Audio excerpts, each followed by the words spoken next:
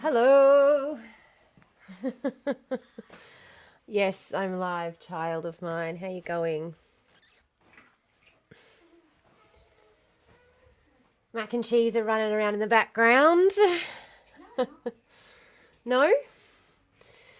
They're getting ready to head out for the day. They're having a day out with their dad today for Invasion Day. Big breaths, big breaths. So I was going to title, this is my sense of humor for you, all right? Okay. And then I thought that would be mean. I need to give everyone a trigger warning. This is trigger warning for some serious health issues. So if that's not something that you're prepared for, click off. That is what this is going to be about. If you're not in the headspace for that, I totally understand. Abso-fucking-lutely. And do not in any way want anyone sticking around who's not in the right headspace for this. Because this next sentence is going to tell you what this is about. I was going to title the stream today, Crafting Through Cancer. Because I thought, that's how I've decided I'm dealing with this. So that's what we're going to be doing for the next however long. But then I thought I'd better let everyone have a trigger warning first before I just put that out there. But yeah, that is what the next live stream title is probably going to be called. Because that's what I'm going to be doing for the next however long. I have cancer. Every time I say it, I lose it a little bit because it is just so fucking bizarre to me. Not because I never thought it happened, but because I literally always knew it was going to. It was like I had the knowing about this in the most bizarre fucking way possible. I know it's ridiculous. But it's almost like, this is something my therapist said to me as well, because I went straight from the MRI because we're trying to find out if it's spread to my lymph nodes. And I went straight from the MRI to go and see my therapist. And I just said, I thought I was going to be completely fine.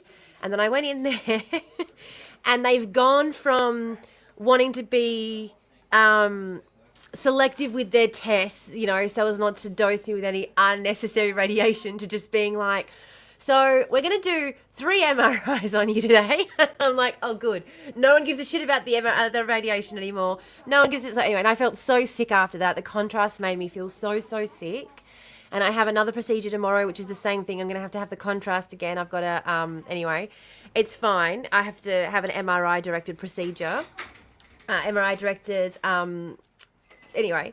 So because of that, I was just like, oh my God, I'm going to be so fucking sick afterwards, because it made me so sick. And that's what made me the most depressed of all, is the fact that I'm going to feel sick for the next year and a half. That's the thing that I'm struggling with right now, is the fact that I'm going to feel like shit for the next year and a half, because I have felt like shit for the last 2 years. Okay. I have felt like shit for the last 2 years, and I've been working really hard to not feel like shit. And I have, get this, so I've been waiting to see a specialist about some bowel problems that I've been having, some intestinal issues.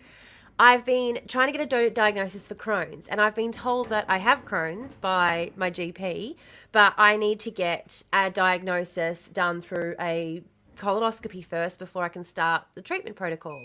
And I've been waiting for months. I've been waiting for 6 months for this procedure.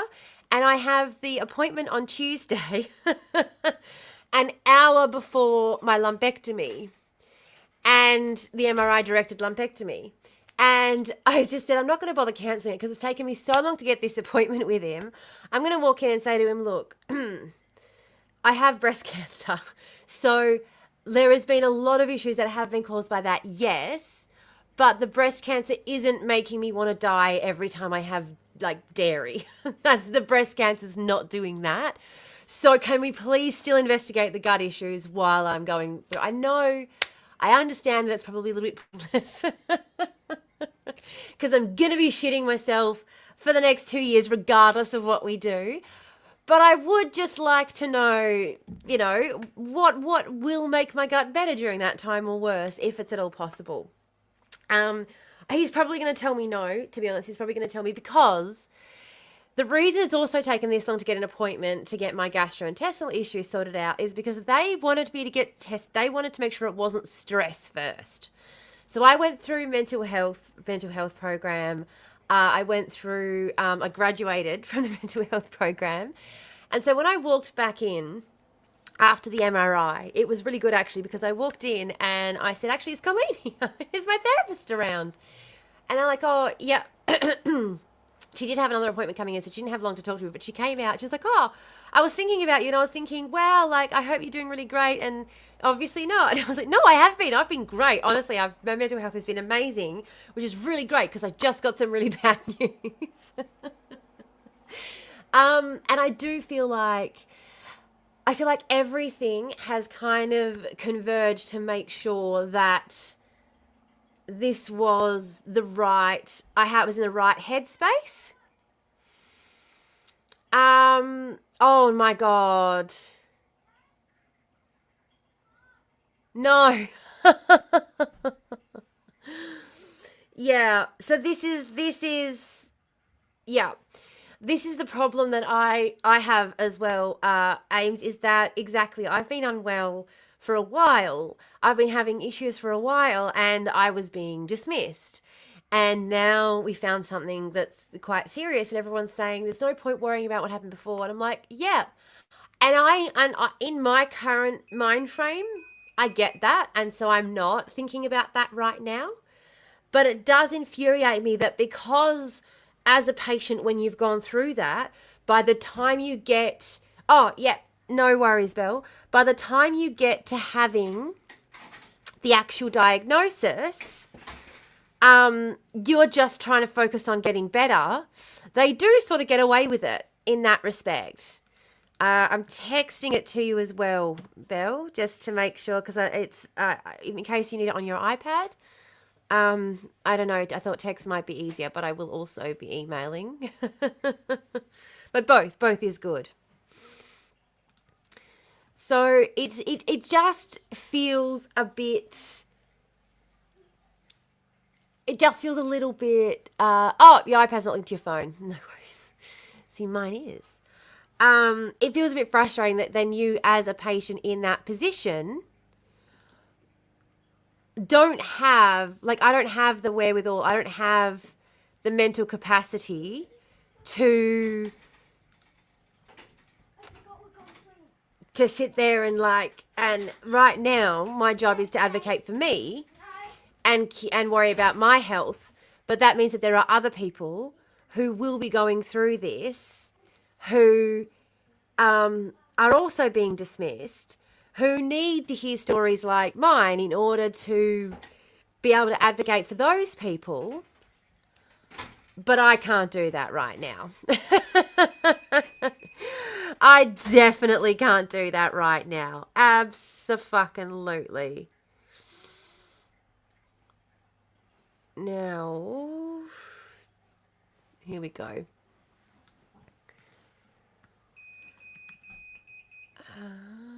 Oh, no, that's not what I'm doing. I will say there's a couple of things that have really been bothering me that I have just been like, oh my God, what a relief. Okay. And this is going to be, because this is the other thing. My next step was I was going to create a series on TikTok being, how do you know if it's breast cancer? Is it breast cancer or am I losing my mind? Because there's been so many things that have been really bothering me that I'm like, oh my God, it's just breast cancer. Oh, that's such a relief. Like, I've had this really weird thing going on with my skin that's been freaking me out. And I'm like, oh, it's okay. It's just breast cancer. And then my brain fog has been getting so bad. And even just to the point where like I think of something and I need to write it down immediately or I forget it. My brain fog has been getting so bad. And I'm like, what is going on? I feel like I'm losing my mind. I felt, and people were saying to me, you know, oh, they call it cancer brain. Some people call it chemo brain. Other people call it cancer brain.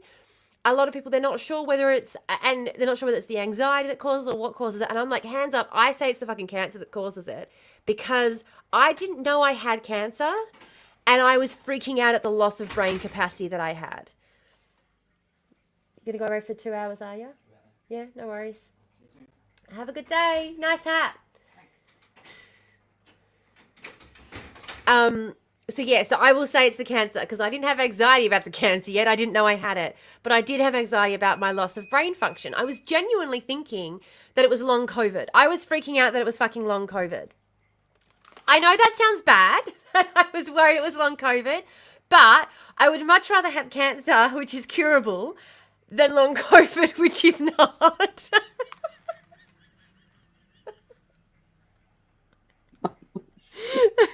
Well, of course you would. That's just logical. It is, but you know what? I get it. I actually do. Hello, Kim. Hello. I turn up with lunch and you're telling me a big C moment. Yes. I figured I wanted to create a series on TikTok called like, how to know if is it COVID or is it cancer? Because that's what I said to my therapist. I was like, is it COVID or is it cancer? And she's just laughing at me and she's going, I don't know what, like, and every single person I've spoken to is just like, how are you just looking at the silver lining? Like, how are you able to do that? And I'm like, because I was freaking out that I was losing my mind.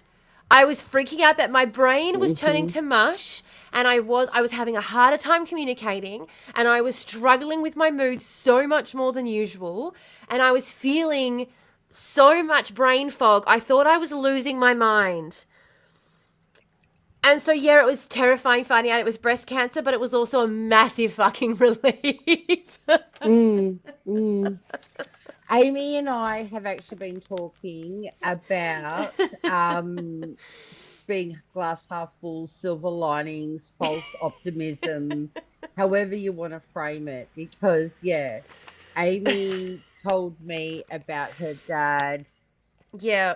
And we made a decision to just keep it to ourselves for your sake. And and so we've just been glass half full, haven't we, Ames? Yeah. Honestly, and this is, I didn't even realize I was doing it. I was talking to my sister about it. And I said to her, I said something to her. Don't even remember what it was because this is how bad my brain's getting recently. And she goes, "Oh, well, at least you're looking at the bright side." And I was like, "What do you mean?" And she's like, "Well, I don't know. You just seem pretty positive about having cancer." I was like, "I'm not positive about it, but it's better than so many alternatives. It is There are, better." Yeah. And I was freaking out that I was waiting 6 months for a bowel cancer diagnosis. Do you know how much a fucking relief it is to find out that I've got breast cancer? Breast cancer is so much better than bowel cancer. Are you kidding? Oh my God. Of all of the fucking cancers, I got the best cancer. yeah, yeah. And that exactly, an explanation is better than wondering. Oh, A fucking for diagnosis is a sure. privilege. I Yeah. believed a A diagnosis is a hundred privilege. percent. A diagnosis, and especially this is the thing as well. I keep saying because this is what I was talking to my sister about, and she's like, "Oh my God, I can't believe like okay, at least you're being positive." I just said, it just feels like everything conspired because it is to the it's so the type of cancer that I have, there's a couple of different. So there's a couple of words that sound scary that aren't. So I'm just going to explain. They're basically antonyms of each other. So there's in situ and invasive. Okay, invasive doesn't mean that it's invading your body. It's just the opposite of in situ. In situ means it's contained within the lobe or within the duct. Invasive means that it has expanded into the surrounding breast tissue. So there are a couple of words that sound really scary, but as soon as you understand that they're just technical terms, they lose their scariness immediately. So the type of cancer that I have, one of the really good things about it is that it was immediately obvious from the ultrasound what it was. From the very first scan, it was immediately obvious what it was. So everyone immediately dropped the facade of, we don't want to pump this person with unnecessary radiation. Everyone just went, how bad is it? Like, where is it? How Mm. far is it spread? How bad is it? Which was good because then I didn't have to keep advocating, or it was a relief because some of the signs that they look for on the ultrasound is the dark mass with shadowing, so it doesn't have defined borders. There's lots of shadowing and it's sort of ill-defined. Badly shaped, irregular shaped, has spindles or tendrils climbing off of it, has a blood supply, and it has calcification. And if it has all six, then it can't be anything but cancer, and mine had all six. Of course, hey, you've never done anything lightly. Nothing by halves. We're acing these tests, bitch. Come on. I'm not here to fuck spiders. Go hard or go home. Absolute overachiever. Overachiever. What a brag. Yeah. So, so I got the call from the GP and I even said to the GP on the phone, I said, so we're still thinking it might be. And she just goes, look, it could Oh. be, but it's not. I went, okay. She went, look, it could be, but it's not. I went, all right. So then when I went into the office and I said to her, but it's less than 5 centimeters. So it can't be any more than early. Like it has to be early because it's less than 5 centimeters. And she goes, yeah, but there's four of them in one breast. And I went, oh, okay. Right. Yeah. She goes, yeah. She goes, so that's not good. And they're shadowing in the opposite lymph node, which is also not good. These are all bad, bad signs. And I went, oh, that's really interesting because it's just a small little lump. And she went, yeah, but all of the things that we then look for to tell us, do we need to act quickly? They're all there. So it indicates to us that it's hormonal based as well. And this is the thing that people don't realize. All of these little indicators give us more information that lead us further down a garden path that tell us how we're going to deal with what we're dealing Yeah, with. So more information is always a good thing. Like more information is never, people get there's into these never too situations. much. Yeah, I mean, they can be too, as something I said, too much if you're someone who gets overwhelmed by information or, like, as an individual, you might have too much. But for your doctors, there's no such thing as too much information. They need all the information. You might decide, like, when I was in labour, I told my doctor not to tell me shit about what was going on. I said to her, I've got my job to do. You've got your job to do. I don't need to know what you're doing down there. I'm up here focusing on my breathing and my relaxing. Like, don't tell me what's going on. Like, I'm busy. And she was like, excellent. I like this kind of bitch. She's onto it. This is the opposite of that for me. For me, I'm like, give me all of the information, please. So all the information just tells us I'm a little information whore. I need to know everything. Yeah, me too. Well, and in this situation, I'm a little information whore. So I'm walking in and I'm saying to us, like, I'm going, yep. So it's telling us, indicating this, this, this, and this. And my doctor also knows, like, she knows how I handle shit. Like, I walked in the day after I found out about Adam.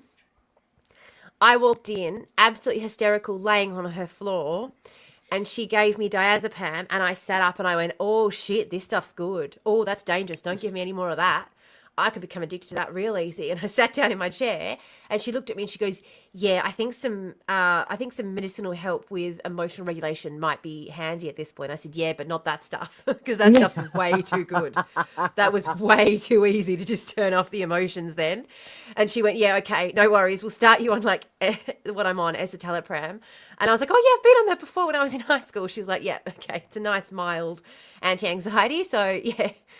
If anyone wants to, Hank Green does some lovely breakdowns of cancer. Yeah. His was leukemia. I did follow Hank Green through his cancer diagnosis, and I saw his video talking about how he was talking to his brother about how 2024 was the best year to get diagnosed with cancer. And then John turned around and said, yeah, but 2025 would be better. And then Hank was like, and yeah, it is. They've just come out with this new cancer treatment and blah, blah, blah. Like 2025 would be a better year to get cancer. And I've been running around telling everyone that. I'm like, 2025 is the best year to get cancer, though. So, Well, all right. So I was privy to learn about this early on, and when I found out, I actually, for some reason, I had the news on. I don't normally watch the news. It was Channel 7 News. Anyway, I was watching the news, and I'm like, feeling sad for my friend and all of that, and then they have this story on this breakthrough treatment for breast cancer in Melbourne, and I'm like, this is great news. And look, and we're just waiting for the results on the biopsy. Depending on the results of the biopsy, there are plenty of treatment programs and things that I might be options and things for me. That's what I thought of as well. Like, I'm like, oh, hey, I might know a candidate for the trial. Yeah. And I might have somewhere I can stay, because that's one of the biggest obstacles is getting funding to go over and be part of it. What do you know? Maybe I'll come and stay with you to be part of the I mean, I'll have to stay in hospice during the actual treatment, but you know what I mean, not hospice. So this is what I'm jumping all over the place. So this is what I was saying to my sister, that she said to me. I said, everything has conspired in such a way that I bought the house settled, I own my home. If you are going through cancer treatment, your bank will put your mortgage payments on hold. Rental properties don't fucking do that. Like, you don't get that option if you don't own your fucking home. All right.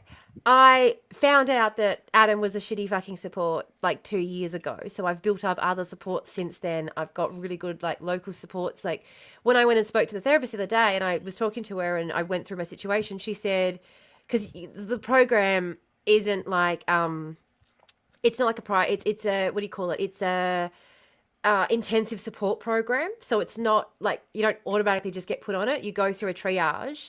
And when I was going through the triage, I was chatting with her and she said to me, so, I talked to her about my issue with mum. My mum thinks cancer is caused by worms laying eggs in your body.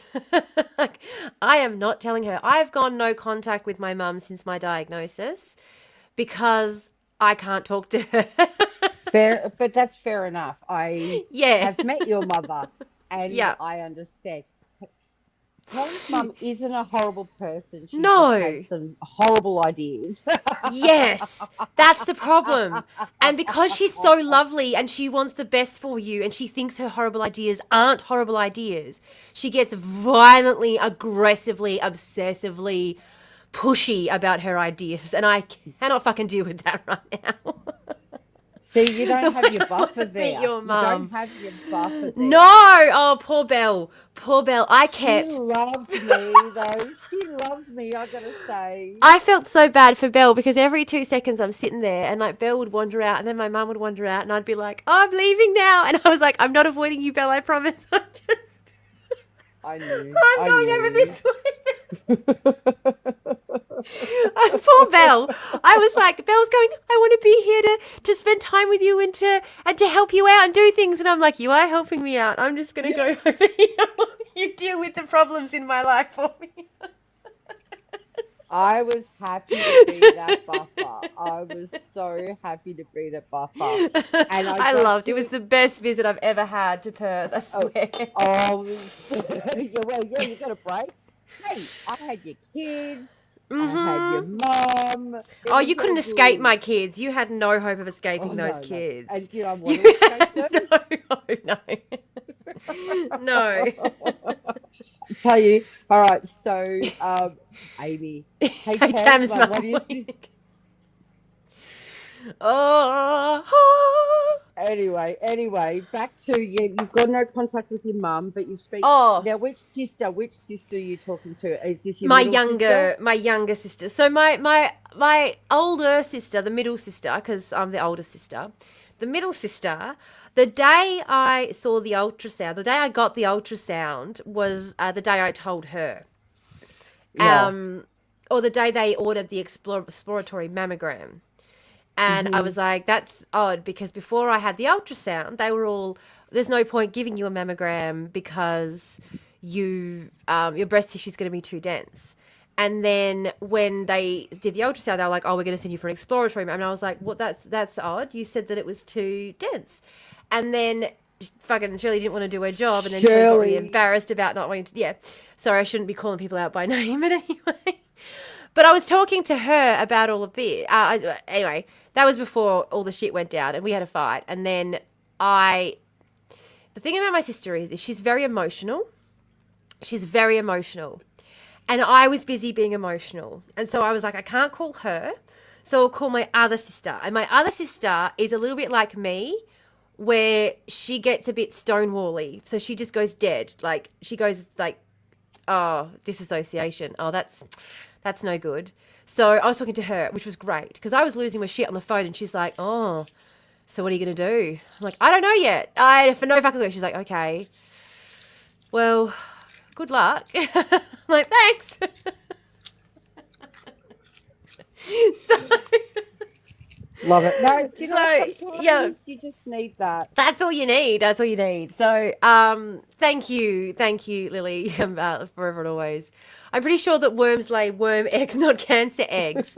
Agreed, Kim. Agreed. What's really interesting, okay? What's really interesting is since I was young, my mum's always said that I don't have any problems with anxiety. I didn't have a stomach ulcer. I didn't have any, like, can I tell you, as a kid, as a 9-year-old, I had to have all of my fingernails ripped off because I dug into the backs from anxiety.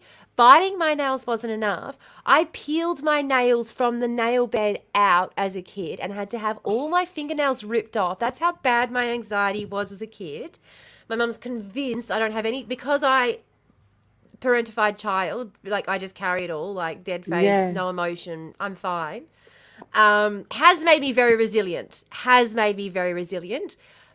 Has also taught me, like, my kids always know that I'm a soft touch whenever they're hurt. I'm always like, oh my God, my poor baby. I Over the never saw, top. no, I never saw that. Whenever they're hurt, because my mum was always just like, you'll be fine, you'll be fine, you'll be fine, you'll be fine, you'll be fine. Like, I didn't get any empathy, no sympathy. And literally the doctor's going through and they're looking at me and they're going, you have no risk factors. You have no risk factors. And I was like, I do, anxiety and stress. And they were like, oh. And then I started telling them about my life, and I started saying about how I had anxiety from a very young age as a child, about how I was parentified from a very early age, about, being 9 years old and being responsible for my siblings, literally to the point of anyway, preparing meals for my fucking baby 1-year-old sister. Anyway, when I was telling him about what's happened in the last 2 years, the doctor just went, so this is just a stress cancer. I was like, yeah. Well, Pretty hormones, much. hormonal, that and stress, that makes sense. It makes sense if it's hormonal Yeah. because stress, cortisol, all Yeah. of that. Yeah. Well, so there's triple negative. So there's 3 different hormone tests that you do around it to depend on whether it's, and that all of that is, so this is what I was saying to my sister. This is why she was like, okay, radio. Well, at least you're being positive about it. Because I was like, all of this stuff, I've moved to a rural location that doesn't have public access to any of this equipment at all, but it does have private access to all of this equipment. And I have a pension card. So because of my location, I'm going through the private system at no cost. I know. Everything has conspired to make this. I've had no wait times. I've had no wait times even in wait rooms at hospitals. I haven't been waiting around for hours for appointments. I've had no wait times for appointments. I haven't had like waiting for letters in the mail. It's been like I got a direct phone number to the breast cancer nurse who I can call for any questions, any issues, any tips or tricks, any help that I need at any They're point. amazing people. I know a few breast cancer nurses as well. Yeah. And literally they're just like, they've just, and it was honestly, so my doctor gave me the number because she was like, I went in for the GP appointment and I said to her, at this point I'm okay. So I'm sitting in the waiting room, right? And it's Trump's inauguration day. So your thoughts on the inauguration? No. It's Trump's inauguration day. And I'm sitting in the waiting room at the hospital and I'm thinking to myself, it's first thing in the fucking morning and I'm going, it still might be nothing. You're overreacting, Tamara. It still might be nothing. It still might be nothing. Because doctors, right, if you have tests and those tests are negative, the doctors will say, see us when you can. You'll get a text message that says, come see us when you get a chance, right? And if those tests show something, the doctor will say, make an appointment to see us in the next, 2 weeks. Like, make an appointment to see us as soon as you can, right? That's what happens when you get test results, usually. I had 3 missed calls from my GP that all just left voice notes saying, please call me back when you can so that I can make an appointment with you as soon as possible. And I'm sitting in the waiting room for this appointment going, it might still be nothing. It might still be nothing, Tamara. Maybe it's still nothing. Maybe she left 3 messages saying, I don't want to do this over voicemail. If you could please call me back. That would be great. And then on the phone, as we're making the appointment, I'm going, but it still could be nothing. And she's going, well, it could be, but it's not. And I'm really sorry to be doing this over the phone. And all of that's happened. And I'm sitting in the waiting room laughing because I'm still thinking to myself, it might still be nothing. And my brain, I'm having this conversation with myself where my brain's going, when in your life has your GP left 3 voice notes saying, call me back right now for an appointment? And it'd been nothing. Where's my coffee cup? Everything's fine. Look at the fire burning around me. Everything's fine. Zach, yeah, Trump gave you cancer and I'm sticking to it. Yes. Yeah. I love it. I was going to say too, Zach, actually, because this is one of the things I'm going to do now that I have my cancer diagnosis. I'm going to put the call out for anyone who wants to do. Playing the sick card. Yeah, I'm playing the sick card, bitches. I'm playing the sick card. Anyone who wants to do an episode of Two Girls, One Garbage Can about a situation that they find particularly interesting, Zach has already reached out, so they get to go first. But I'll book you in for a day and we can start going through you all because I'm tired. I'm exhausted. That was the other thing. I've been so tired. You know how I said I've been napping every day and I've found a really good balance and I don't know why I'm so tired, but I'm napping and it's working?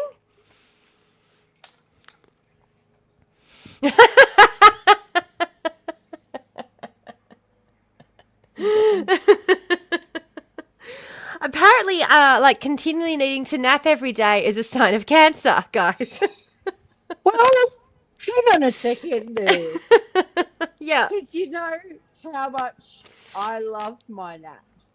Have you had epic diarrhea for 18 months continuously? Well, no, I have not. Oh, have you noticed a change in your texture to your breast tissue? No, No. Have you had any strange secretions from your breast? Any? no, No. no, Probably not no, breast cancer no, then. I did have no. all those other symptoms as well. Yeah, yeah. There you I did go. There have you go. all, literally, if you look at the symptoms for breast cancer, I had every single one. Oh, And I didn't notice. Well, I mean, I just didn't think it was that until I found the dent in my boob. And then I went, oh, yeah, that's cancer. that's cancer. Yeah, yeah. That's cancer. Where I've felt lumps, I've felt numerous lumps, and I can actually tell you what a cyst looks like on an ultrasound because I have cystic breasts. Ah, there you But go. I just noticed something. Do you want me to show you my cancer? You can say hello to her. You'll All recognize right. her. I have also got I've been told by breast specialists that I have dense breast tissue. I have the breasts of a young person. Yes. Well, this Very, is why very, Shirley didn't want to do her job because she said, based on my previous ultrasound, she said her breasts are extremely, they're D grade density. Is that yours, D grade density? oh God, it was a long time ago. It would be D Yes, grade. D grade yeah, density is, yeah, that's why they don't do mammograms on women under 40 because their breast density is too D grade yeah. density is hard to see cancer in, apparently. And so Shirley's a mammogram nurse. Yes. That's horrible. It took me a while to realize that's actually what Shirley was doing because it's a horrible experience in the first place. Oh, No one fuck likes yeah. the boob squish is the worst thing in the world. It's I so awful. And I had to stand so awkwardly because of my height. oh didn't she make the machine up for you? They put it at perfect height for me. Oh, they tried, but my boobs are at two different heights. Look, that's normal. That's normal. The It boob was squishes are enough the that I literally worst. had to like twist my body a little bit for one of them. Oh, Anyway, and it does hurt. It's not, hey, he's doing you a service. It's actually super important. How many people are feeling see, their boobs right I would be, but actually I'm off camera, so you can kind of tell. now? Kim and I were talking about women's health earlier today. We were actually talking about having Can I babies just too. I would just say, yeah, I would say that it's funny that the breast cancers only happen now that I'm single and nobody else is grabbing my tits. Like maybe if I had someone grabbing my tits, I would have noticed earlier. Still, yeah, I don't You know, know. You know how I'm I just feel about all saying. of that. I'm just saying. Let your men grab your tits, people. It's a health. It's a health service. I'm a I'm, I'm a misinterest I'm, now. mine Do it for the are all boys. No, do lumpy it for the anyway. girls. Yeah. Mine are all lumpy anyway. But hey, guys, check your bits as well. It's Yeah. important. And I will say that the lump does feel very different. It does actually feel Mm. very, absolutely, I stand by it, not even joking, I'm genuinely being health conscious. Yeah, feel them with intention, okay? Feel them with intention. Breast Breast grabs, grabs. the reason we did community. Yeah. One of the issues I do have, and one of the things I was very concerned about to start off with was obviously because breast cancer is one of those cancers you don't get to go through privately. Mm. It's kind of becomes very obvious very quickly because the first thing is we're going to whip everything off. Okay. Well, not necessarily, but yeah. Well, for me, I'm yeah, that's guessing what's yours. happening. Oh, okay. Yeah, I got another question. I'll Yeah. remember. So one of the things is that because of the location as well, we're not going to be able to save the nipple on my right breast at all. That's Okay. going. We'll That get was one of the first one things. tattooed on. No, fuck that. They're hideous. No, absolutely not. Absolutely not. I will be getting tattooed, don't worry, but I'm not getting a fucking nipple tattooed on. No. I'm not going to be able to hide the fact that I've had breast cancer. Like, anyone who sees me naked's going to know. Might as well. If I'm going to pay all that Oh, money, I'm getting art. I actually have seen a T-shirt that said, "My breasts tried to kill me, so I got Yeah. rid of them." We're getting rid of all toxic negative. We're getting rid of all toxic negative energy in 2025, and that Yeah, includes the girls. Okay, they're being yeah. toxic, and we just don't need any room for that No toxic more negativity. bras. Oh, bitch, I don't wear a bra anyway. Like I I've know ever, you don't. like, I this know is you the don't. thing I said to my doctor too. I said, I'm so fucking glad I've got small titties because I noticed that dent straight away because I was like, it's because it's so small. Like the tumor, the tumor that I found is under 2 centimeters. It's really small because my boobs are so small. Like I found it so easily because my boobs are really small, and I probably wouldn't have if not for that. Which is again one of the reasons why we tend to think it's a hormonal cancer because of the size of the tumors, how many of them there are, the spread of it. My doctor was concerned at first, and this is one of the reasons that we're sort of having to have the full lumpectomy on Tuesday. The full, well, it's a secondary biopsy. It's a Tomorrow. Tomorrow or yes, next week. tomorrow. Yes, all right. Yeah, a win is a win. Absolutely, I'll take it. You get a new pair, but as a replacement, don't you? Yeah. Yes, Kim, you get a replacement pair. Medicare cover the replacement pair too. Yeah. But Yeah. unfortunately, unlike with a boob job, where because they're working with what you've got, they have to take everything off. So you're working with nothing. So you can't get the replacement straight away. They first have to put a pillow underneath that they blow up little bit by little bit to stretch out the skin so that you have something to Yeah. work with. And then you can get and because I'm going to have to itty bitty titty bitty cancer. That would be a great country song. Come on, you could take that one. You could take that one. I got the itty bitty tits. Free tits are free cancer. tits. Yeah. Free. And this is, so my doctor said to me, depending again, and he said to me, look, we're doing a lot of unknowns. And if I hadn't gone in there with all this information already, they probably wouldn't have. But I was saying to him, I just want to know because I know that reconstruction is going to be the most difficult part of all of this. You know, reconstruction is going to be the hardest part. And he was literally like, well, you might have to do radiation, and radiation is going to fuck with any like scarring breast reconstruction. Like you don't want to start that. You want to wait at least a year after radiation to start reconstruction. So Okay. you're going to have a sunken chest, but you can get prosthetics. I'm not fucking that is not happening for me. Chicken fillets. Chicken fillets. If I was only having one gone, I probably would just for the sake of being able to wear the same clothes. But if they're taking both, I can wear the same clothes anyway. It doesn't matter.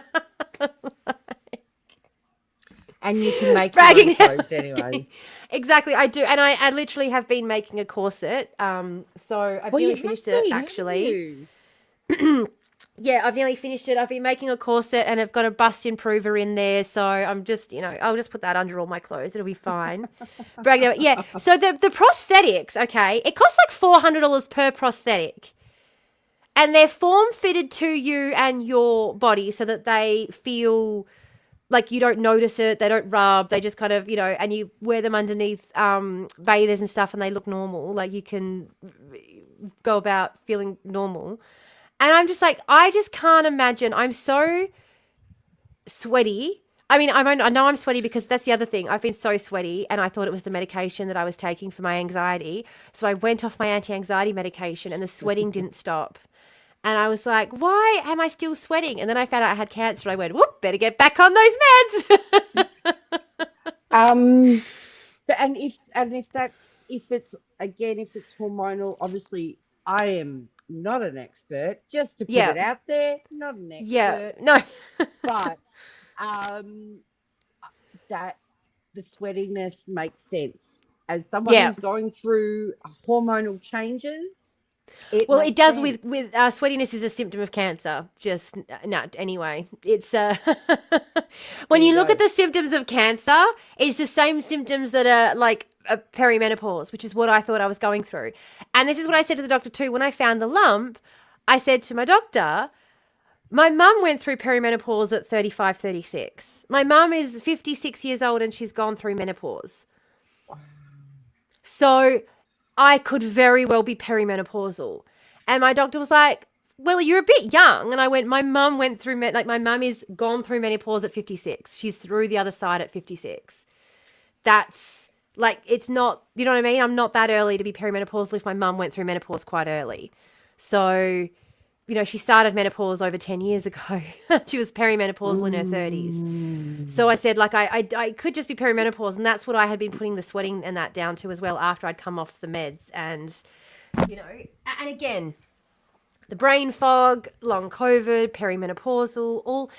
And as women, they tell us all of our symptoms, all of our pain. It's all just stress. It's completely normal right up until it kills you. And I got really annoyed at Shirley when she said it, because at that point I had gotten the feeling, at that point I got that we were in not good zone, like at that point I knew it wasn't great. And I kind of lost my shit at Shirley, because I was like, Shirley, I had to first be made sure it wasn't stress. Like I've spent a year making sure it wasn't stress and it wasn't a bowel issue before I could finally get here and have someone actually take me seriously. So you are going to fucking do the scan, Shirley. So you are going to do the scan, okay? That's what's going to happen. And I was sobbing. Fuck you, Shirley. I was sobbing. Looks like we're all getting cancer checks. It's the void. Cancer checks for the void. Cancer checks for the void. Yes, everyone go get a cancer check. Shirley. And if they tell you that you're not old enough, that you have no warning signs, that you have no predisposition, I have none of the warning signs. No family history to speak of. Family history of cancer, but no family history of breast cancer. No females in my family have gotten cancer. It's only the men. My mother did get cervical cancer as a result of a STD my father gave her. So, that's when they first started dating. I had that one too. Yeah. I didn't have cervical cancer, thank goodness, but I had that one. Yeah. Well, she did. She had, and that's actually the thing the doctor said to me, was that she had cervical cancer when she was pregnant with me. And the doctor said, well, that's probably the only thing that and stress is the only indication that you would ever have cancer in your life. Mum having cancer when she's pregnant with you, there's a chance that it can pass on to the baby. We would expect to see it much earlier on, like in infancy. We would not expect to see it in adulthood if that was the case, but that can be an indication. And the other one being stress. See, Amy, that's the problem. And that's why I keep saying to everyone, you're not allowed to think like that, because that's why I keep saying information's not a bad thing, because people get to this point. And I remember being in high school. And my teacher telling us this story about how she found a lump under her arm. And she ignored it for months until she found a lump on the other side and went, oh, it's just a muscle. And then she went and got it checked out. And I just remember thinking, you fucking dumbass. You fucking dumbass. You don't need to know. Like, if you can't deal with knowing what it is, tell your doctor that you don't want to know what it is, but they need to know what it is so they can deal with it. Like, bury your head in the sand. Don't bury everybody else's head in the sand. Anyway, but that also comes from the fact that when I was in year 7, I got the knowing.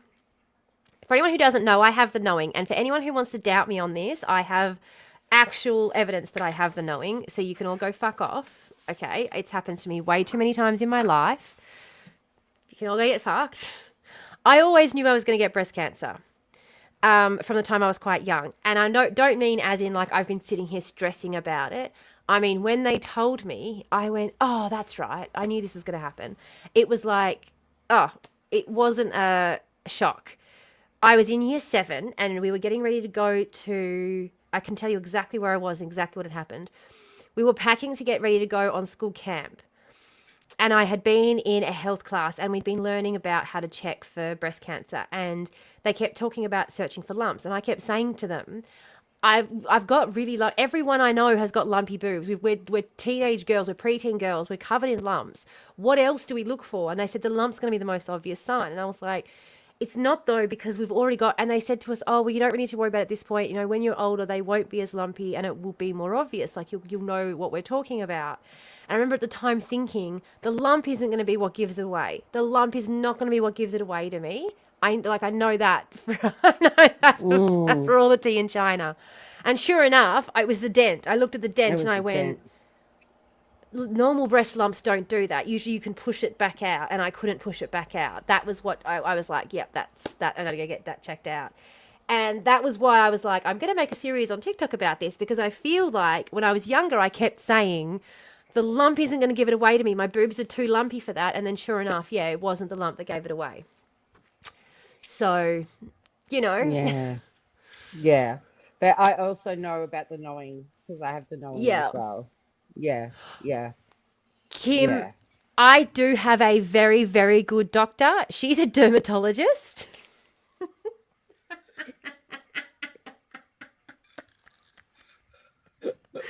She's a dermatologist. She's an MMD doctor. And she is fucking brilliant. Is this the one that sent the referral off to somewhere for you without your permission because she knew you wouldn't do it? Yeah. Yeah. Well, she told me she was going to, and I said, I'll do it, I'll do it. She went, yeah, yeah. And then she just did it. Yeah. So she's a dermatologist, and she just happened to be on duty one day. There's a skin clinic down at where I live, and it's a private clinic. And she just happened to be working at the GP, the bulk bill GP clinic that's attached to it on the day. So she's a private physician who usually deals with hoity-toity wealthy women getting their skin resurfaced. I'm the only interesting patient she has. And she only has me because the day that I was off my rocker, hysterical, she was there and she was good. Like no, I didn't bang my dermatologist, but she was good. Like she was like, I just talked with her straight and she was straight. And I went, you're my doctor from now on. And she went, okay. I think she was just a bit overwhelmed because I'd been sobbing hysterically 5 minutes earlier. And now I was having a completely rational conversation. And she was like, this bitch is crazy. And I just said, you're my doctor now. Like, you're my doctor now. That's it. Like, you're stuck with me. And she went, okay, no worries. And ever since, I have just been, every time I book in, I'm like, Dr. Paula's my doctor. And everyone's like, is she? And I went, yeah. I don't care what she says. She's my doctor. And she keeps taking me. So. There you go. Well, she's seen you break down, so, you know. I was on her floor sobbing, and she keeps saying to me, I'm not at the GP clinic today, I'm at the Mackenzie Centre, because she's only at the GP clinic once a month. Like, she just goes in there basically to cover. So it's like you've got to scan through to find an appointment with her to be able to book it. And I've got an appointment with her every time she's in the clinic, basically from now till eternity. But she keeps calling me and being like, just pop in and see me between 2:30 and 2:45 tomorrow. I'm in the Mackenzie Centre. You're just going to have to. Like, okay. No worries. And you walk into this building and it's so obvious I'm not supposed to be there. Okay. It's so not supposed to be. I walk in and I sit down and you see the other people. I'm sitting there and you see them all start like shifting and all walking up to the reception clinic just to check how much longer their appointment's going to be. What? I wouldn't even think that you would give that impression to people. I don't get that. Oh. Belle, you've met me in person. What are you talking about? I'm saying this as someone who's met you in person. Please stop. I don't want to have to get up. Is it hot there today, is it? A little bit. Yeah. Oh my God, yes. How is that a universal experience? See, Lily knows what I'm talking about. It's like they take one look at you and suss you out as someone who's going to steal their purse while they're not looking. Oh, sorry. Pass me the keys and I'll stop nicking the car. It just can't. The door is open. The door's unlocked. Reach in. They're right there. They're hanging on. Thank you, Kim. They're hanging on the hook right by the door, for God's sake. Don't get me to do it because I set the alarm off anyway. Yeah. Especially when we're trying to be quiet. With the key still in hand. You hit the button, unopened the door, the alarm went off, and then you hit the button and it kept going off. I don't know how that happened. I was like, you must be locking it. You're like, I'm not. It really hated you, that car. It really hated you. That car hated me. So Yeah. Anyway, sorry. No, you're good. Never had a doctor that was anything like competent to the point where you could catch them out and they just look at you and be like, you're a nutcase and how did you read that? Yeah. Yes. I have had a lot of doctors like that in the past. I have. I had a doctor who I said I was really sensitive to the hormone treatment for birth control. She told me I couldn't be that sensitive to it. And so she put an IUD in. I said I needed to take it out because it was making me fucking loopy. And I was having pigmentation popping out on my face along here, which is hormonal pigmentation. So I had the hormonal pigmentation and I was having that same loopy feeling.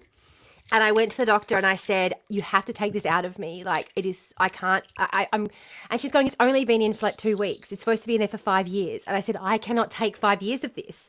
I'm going insane. Take this out of me. And honest to God, it took so much begging to get her to take this device out of me. Even while she was doing it, she kept commenting on how it was really well placed. And I swear to fucking Christ, I have an effaced cervix. I swear to Christ, she made sure not to put me in a good position so that it was painful as fuck when she was taking it out. Because I usually have to prop my hips up and tilt my hips and put my fists underneath them to prop them into a good position so they can do an exam.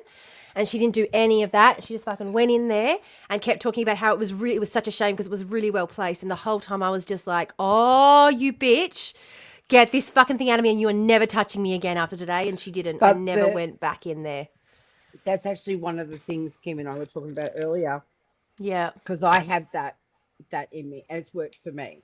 Yeah. But the removal, like my local hospital is the first one in either Victoria or Australia that offers pain relief to have a removal done because it is a painful process. It is.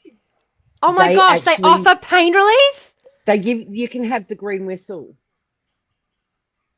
And guess who said no? Because they didn't want to have to hang around in the hospital, wait for the pain relief to wear off. You didn't say no to pain relief. I said no to pain relief. Oh my God, I'm sorry. I'm crossing my legs just at the memory of it right now. Yeah. It's actually even if she did it right, it's a horrific process. It is. It's horrendous. Yep. And they don't offer pain relief. Oh, fuck. Oh, they do? Excellent. Yes. That's good because it's, yeah. But I had to drive home. I didn't make arrangements. I didn't think about not being able to drive home. So I went to my appointment. And then when they said, no, you'll have to hang around the hospital for 30 minutes or so afterwards, I'm like, fuck no. Oh, God almighty. I've got this procedure on Tuesday and they were like, we'll send you home with an ice pack in your bra. And I was like, you are cutting a lumper out of me. Please tell me you're sending me home with more than a fucking ice pack in my bra because that is not going to cut it. Fuck off. They're like, oh, it's not usually too bad. I'm like... Let's have matching incision scars then, hey? I know, why are we so barbaric, especially to women? Why do we hate women? That was the video I was working on before all of this happened. And now I'm just like, why do we fucking hate women? So I'm going to show you, I wanted to show you my little scar. And show us. Not my scar, sorry, my cancer. My cancer, that's what I wanted to show you. It? Hey? What should we call it?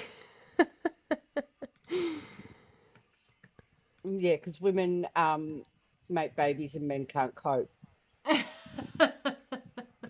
The whole birth is painful. Birth is trauma to your body. Amy, are you okay? I just want to check on Amy. Yeah, just give us fucking pain relief. But that's it. Pregnancy is trauma on your body. Giving birth is trauma on your body. My friend had such bad birth trauma, she has been told, even though the kid is 17 now, she's still eligible for free reconstructive surgery on her nether regions. Yeah. Because of that much damage. And she's like, it doesn't cause me any pain or grief. It's just not pretty to look at. That's fine. Yeah, I was going to say the mesh that they were putting in a lot of women that they were doing that for, they've had to go back. So there's a lot of women who are still on wait lists for reconstructive surgery because what they were using to do reconstructive surgery wasn't good. It went rancid inside women. And so they had to take it out and replace it. And so that's why there's a huge backlog now of women waiting for that surgery because, they do it in this country on Medicare. I was offered it and I said, no, I'll just do physio instead because my mother is still waiting on that surgery from when I was born. Jesus. Well, yeah. Prolapse?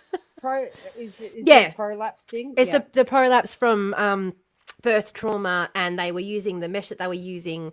They had to go back and take it out of women for like 10 years back because it turned out that it was causing more issues, and they had to, and because of that, it caused a huge big flow-on effect where even more women were left waiting. And she was told that she was getting it done when Mac was born, Wow. and she still hasn't. Oh my God. So it's been a decade since she was told she was at the top of the list, that it was happening. Mate.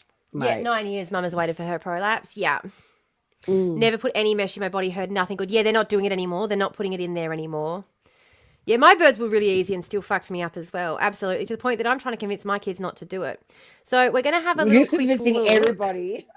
Hey? Tamara, why don't my friends have kids? Because you told us all not to have them. Well, it's a good idea not to.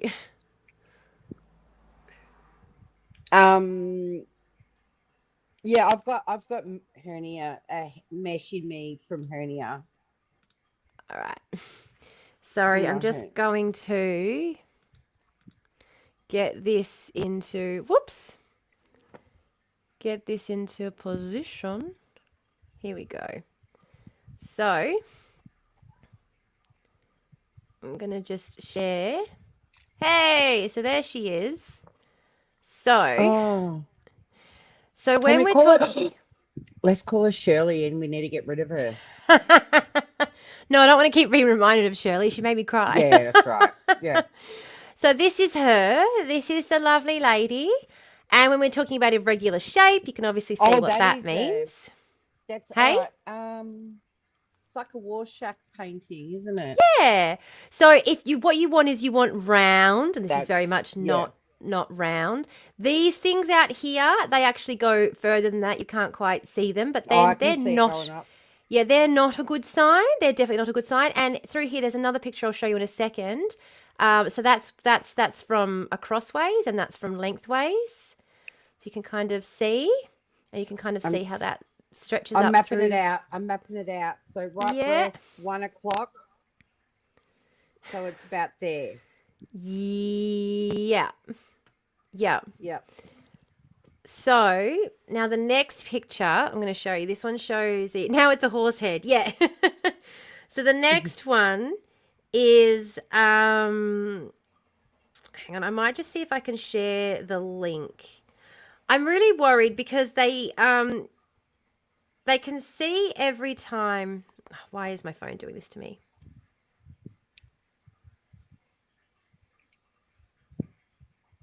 They can see every time I log into it. Oh. And I worry that they think I'm becoming obsessive, which I am. But I'm pretty sure they'll know if you're becoming obsessive. Like they understand. Yeah. Yeah. Sure. The new I was talking to my therapist about it, and she also said, yeah, but this is also what you need. You're the kind of person who... It's the why thing. The new Rorschach, yeah. Hang on, here we go. Got to log back into it. They make you log back in every 5 minutes. Zab, I'll read it. I'm going to tell anyone who missed this screen. We've got to see your boobs. Without context. Yes, I love it. This is okay. So when I was talking to the doctor kept going, well, at least you've got a sense of humor about it. And I was like, well, what else am I supposed to fucking do? And can I just say that nobody has been bringing the right vibes so far. Well, I mean, you guys have been, obviously, but I mean, I'm going to all these appointments and shit, going out in community, going to play dates. No one has been bringing the right vibes. I'm like, what is going on? And then I come here and I'm like, this is what we needed. 766-084. 766-084. It feels so intimate. I can see inside you, Lily. I want that on a t-shirt. What's that? T-flashed us. Tamara's boobs on a t-shirt. Hang on, where is she? Add it to the Discord. Add it to the Discord. Now. Uh, but the thing Now, is, it's like, of course you've got a good sense of humor about it. It's called a trauma response. absolutely. Dark What else am I supposed to humor. do? Now Dark humor. this is from the other angle of it. Oh, is this the other boob? Oh, hang on, wait, this is a different spot. Don't tell me a different spot. 100%. That's why we're being positive. Glass half Go. full. No, this is the same spot. It's just from a different angle. Okay. Right. It's the same spot, just from a different angle. It's okay. Okay. It's just the one that has the blood supply. It's okay. We're not freaking out anymore. And I'm just going to try and. I'm just going to show you one here because honestly, sending it back and forward is just too painful. So that's her with her little blood supply coming in, Oh, yeah. just there. And then this one, Mm. the next one. Oh, I have to turn it up a bit brighter. This one, you can see the blood supply going out. So she's tapped in. Mm. She's tapped into a little blood supply. And we come to this picture. Actually, no, not this picture. Where is it? If we go to the actual topography ultrasound, you can see the calcification. See, I know this is weird, She's but fed. this is really interesting to me. Who's fed? Oh yeah, she's fed. Your mass. She's a Your hungry mass. bitch. My mass, Yeah. Massey. Massive. No, I work with a guy called Mass. So, Okay, no. what are we gonna call? What are we gonna name her? Mary mastectomy. Um, Maricette. um, I don't know. I'm not good at things. Little shit Here we snacking. I go. know you're not big on landlord evictions, but that bitch has got to That bitch go. has got to be evicted. Abso-fucking-lutely she does. Charlie, after the song. Carol. No, we can't call her Carol. We can't call her Charlie. That's No, because no, we can't we actually. can't. That's right. No. There we go. I think it's. Oh no, that's the lymph node. So did you? Sorry, I missed it. Did you say there's a mass in your lymph as well, Um, or they're still y- checking there's shadowing in my lymph nodes. shadowing? Okay. And on the right side, there is blood supply to the lymph nodes in the Chapel. mass. Mm. Carl! Carl! No, Carl! Carl! How could you, Carl? It's got to be. Oh, god damn it. Dave. Fucking damn it, Dave. No, we've I was already had just a thinking. Dave. I was thinking. Carl! I was thinking. Dave's Yeah. not here, man. I'm going to do a cone. Who's going to do a cone with me? Look, I won't. You won't? No, not today. I'll pass. I'll have a vape. So I am going to do. You're out. No! You can't be out. That's no good. We can't have that. I was supposed to have a job interview this Friday. Um. I'm just saying, timing. How glad am I that I found this out before I went through all the fucking stress and hassle of getting a job? Yep. Yep. Yep. Only then turn around and have to go back on to a pension because I've had to come back off of work again. Yeah, but jobs obviously give you cancer because jobs are stressful. Well, jobs would make cancer worse. Yeah, that's I'm it. pretty sure my last boss gave me cancer, and the reason it hasn't gotten noticeable before now is because I've just been chilling. There's been no stress for the cancer to eat on. Yeah, yeah, You yeah. know? Hopefully it comes tomorrow, fingers crossed. Yeah, Jobs are capitalism cancer, perhaps. Yes, capitalism definitely causes cancer. Definitely. And if they don't cause it, they cause it to spread. They definitely cause it to spread. Colonization. Mm-hmm. What was I going to say? I don't know. Far out. My brain. Oh, we got wait music, hold music. Oh God, it's gone. It's gone. No, never mind me. Yeah. Um Is that too much with the background music? I can't hear it now. No. I'm turning off echo cancellation and automatically adjusting the mic volume, and I'm turning your mic up a bit. Oh, turning me up. Yeah. And that's never been a thing. I'm quite loud. I can't even whisper. Oh, Yeah, but my mic's up at maximum volume, and I feel like I'm drowning you out a little bit. I don't know. Let's ask the chat. Hello. I'm Did I gonna just see turn myself Lily up or soon. down? I just want to just remind everybody that I'm gonna see Lily soon. Hey, so am And I. You're the only one. I heard that rumor. Oh, I heard that rumor. I'm definitely a lot quieter. Yeah, well, that's probably You're good at turning me on. I try. I try. It is a favourite pastime of mine. 11 days! I am jealous that is not going to be as soon as I'm going to see you. But, you know, with all things considered, probably best. It's not happening in 11 days. Oh, that's what I was going to say. Thank you.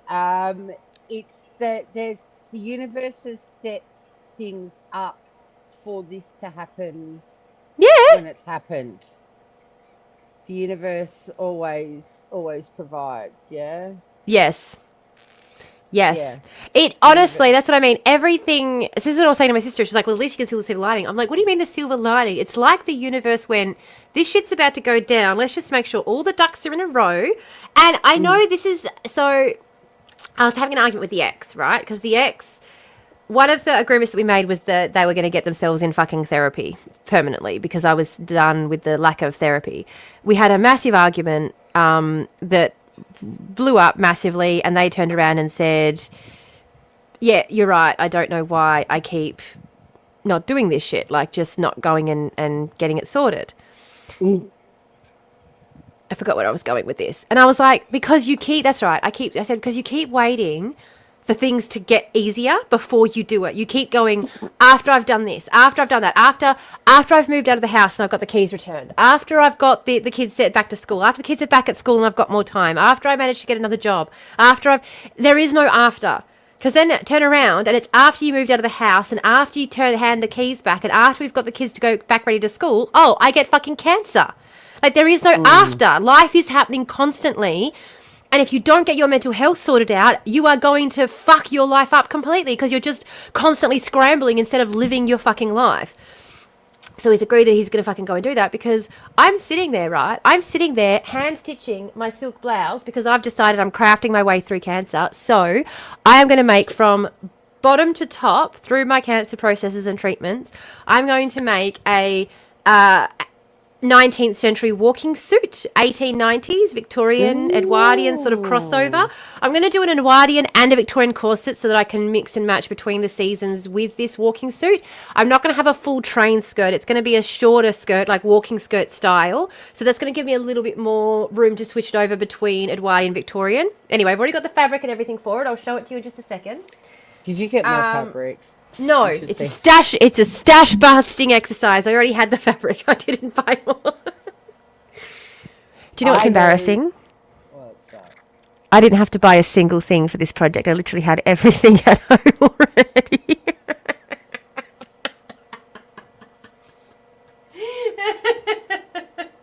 I've seen I have actually seen the stash. So, all right, let's just say my wardrobe is full of my clothes, right? Tamara's wardrobe, like sometimes, you know, there's smaller sides and bigger sides to wardrobes. Tamara's smaller side is filled with clothes. Sorry, I'm just literally airing your laundry. What's funny is that I don't... is fabric. I wouldn't have even thought to have mentioned that. I wouldn't have even thought. I don't even think that's weird anymore. And you're like, yeah, Tamara's literal wardrobe is full of fabric, and I'm like, oh yeah, that's right. Most people have clothes in there. But I saw it, and I didn't even. I just had a smile to myself, and then I was just like, that's what it is. Like, yep. Yeah, that's just what it is. You'll see, Lil. You'll see. Cause, How many sewing machines were in your bedroom with you when you were here, Belle? Did you count them all? no, I didn't count them all, but I did see a few. Yeah, I think you've got, there's one, Yeah. two, three, four, Yes. five in Yeah. there in my bedroom, five sewing Yeah. machines in my bedroom. And I've got Yeah. two set up out here and one in the kids' room. And there's a little sewing table in front of Pam's desk where she's sitting. And there's now also the little Charlotte. I'm just going to turn the camera, see if you can see Charlie. Charlie. Cheese. Cheese has Cheese. set up.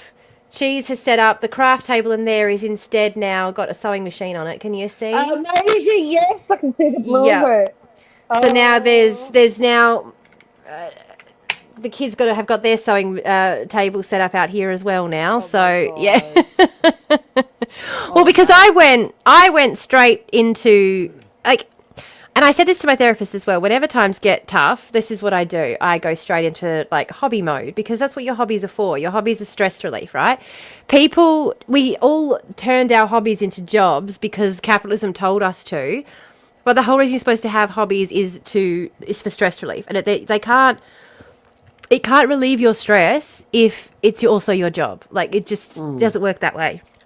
So, like I can sew, I make kids' clothes to sell as well, but I don't hand sew those and I don't spend hours researching. Like I would never become a corseteer or a costume designer because that's what I do for fun. I can do clothing manufacturing for a job because sewing is a mechanical skill that I can just do on repeat. But the creativity that goes into designing and creating a piece, if I had to do that, like if I was forced to do that for a paycheck to provide for my family, I think I would immediately hate it. You know? Mm-hmm. Any moment, you're only minutes away from a potential toga party. Literally, Zach, honest to God, I have 4 potential togas. I've actually got another secondary rack out here for the projects that I'm working on, which was all packed away while Belle was here because I was being all neat and tidy. I'm going to admit this is what my lounge room usually looks like when I'm working on a project. So here's the patterns and the fabric and there's the fabric over there. That fabric there is what I'm using for my walking skirt. And then over here, there's some more patterns and there's the fabric hanging out. And over there, over there's all of the lace and the bits and pieces that I'm, yeah. Yeah! Reminding me what the real purpose of art is. Yes, exactly. There's a YouTube creator I follow who makes Edwardian, like all different style period clothes as well. I don't know, you probably know them Is that a already. Bernadette Banner? Yeah. Yeah. There you go. I was like, which one are you talking about? Because I could point you in the directions of a few. So there's Morgan does more medieval sort of style. So more can't even remember the name of like kirtles and things like that. Like a lot of hand stitching, really old school techniques. Morgan Donna, she does that sort of medieval style. Then you've got like Nicole Rudolph, who does sort of more. She's a shoemaker. She actually makes footwear and does it, like shows you how to do that. But she has a lot of fashion history, fashion knowledge. Who's that, And she, Nicole Rudolph. yeah, And she does more, she does more 19th, 20th century clothing. So does Abby. Abby also same sort of like 18th, 19th, 20th century. They do kind of that mix. There's quite a few of them that I follow. Yeah. Like, Yeah. I started saying that and then I realized So I started watching this television show on Disney Plus actually called High Potential. I don't watch those things anyway. Yeah. Okay. It's just it's a cop drama. It's more propaganda, but it's basically about this. She's autistic coded mum who starts working with the police as a bit of a Sherlock, like deductionist, sees through patterns and shit like that. And we're watching it and she's pulling out the most random bullshit information. And I'm watching it on the couch and Adam turns and looks at me and goes, you wanted to watch this because she reminds you of you, doesn't she? And I looked at him like, no, she fucking doesn't. And he's like, yeah, she never shuts up and she just comes out with the most random information that doesn't seem relevant, but somehow is. I'm like, oh, okay. It actually made me think of a TikTok I saw where there was one We are all similar crazy, Lily. Yeah, sorry, yeah. no, we our crazy all balances each other out. Yeah. No, there's this. It was the head of police for one state or one county in the US was actually asking the public not to solve crimes because it was hurting the feelings of the police or some shit like that. And they're like, Yeah. or it was the CIA saying this, like, Yeah. and like that, and then they, the person doing the video was pointing out the Reddit threads of people who had Solved crimes. solved crimes that CIA is still not solving. Yeah. Cold cases and shit, and they're like asking people not to do that because it actually interrupts police organizations. Yeah, of course it does. Yeah, it's very yeah. It's very disruptful that you're paying attention to a case that we stopped paying attention to a decade ago. Really disruptful. You're disrupting us ignoring the cases that we want to ignore. What? This is what bothers me too. So I was talking to someone about this the other day because they said, but what about like the cops who investigate crimes? And I said, if police, if we set up the police force the same way we do the fire department, where they're all sitting around at home waiting for someone to call them because there's been an incident, I wouldn't have a problem with the fucking police, especially if we had different branches that we could call for different incidences. Hey, we've got a branch called the detectives that we call when there's a crime that needs solving, and they come and they do their detective work. The fact that we have armed people patrolling the streets like we're in fucking prison 24/7 is what I have a fucking problem with. And that is what the police are set up fundamentally to do. The fact that we lock people in prisons when we know that that has absolutely no fucking benefit whatsoever to society at fucking all. Like, we are basing all of our crime prevention on systems and situations that we set up and designed back in the 17 fucking hundreds. Like, we are talking literal 400 years, nearly, of progress. 350 years of progress, and we're still doing the exact same fucking thing to deal with crime that we were 350 years ago. All right. Ugh! Sorry. So, I know we were talking about cancer, but...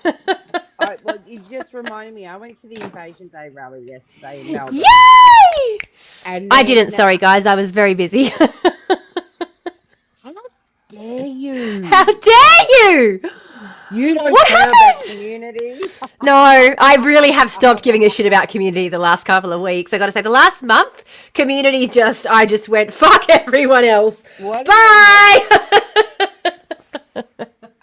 I'm unacceptable. No. And there was a thing in the lead up to the Invasion Day rally talking about how it uses up all their resources. These rallies use up all the police resources when they should be out doing work, other things. Rah, rah, rah, rah.